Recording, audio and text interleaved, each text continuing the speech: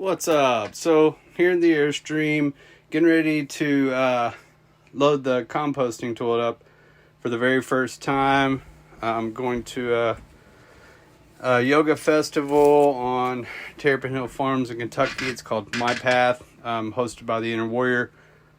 Should be a pretty fun time. Been there before, never been there in an RV. So I've got this Coco Coir, and what I'm going to do is put it in a 5-gallon bucket and add roughly 2 quarts of hot water.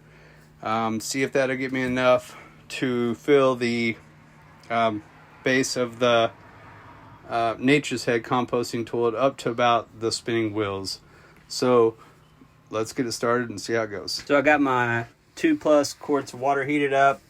Just going to dump this in there for, 10 minutes or so. Just kind of let it do its thing, absorb the water, break it up a little bit, see if it needs to, see if I need to add more water, see how much it expands.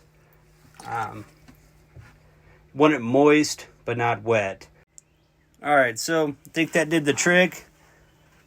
I had to go back and break a few of the major clumps up. You can still kind of see it a little bit dry, but it'll pull in the moisture. It's just no bigger clumps anymore. Don't want to get it too wet. Just turn it over the next couple days. Do that. So let's see if it fills it up.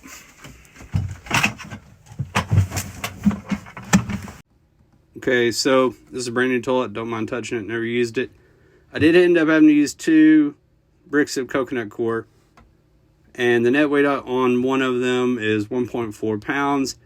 That's just with the brand that I've had. I've seen people use 1 and get away with it. I've seen people use 1.5, but with this particular brand, just figured you should know it does take about 2 to get to this level. So I feel pretty comfortable with that, I guess. It may expand a little bit more too. I'm going to check it tomorrow. But that's it. If you have any recommendations on Coco Coir, anything that you use in particular, any tips, tricks for composting toilet.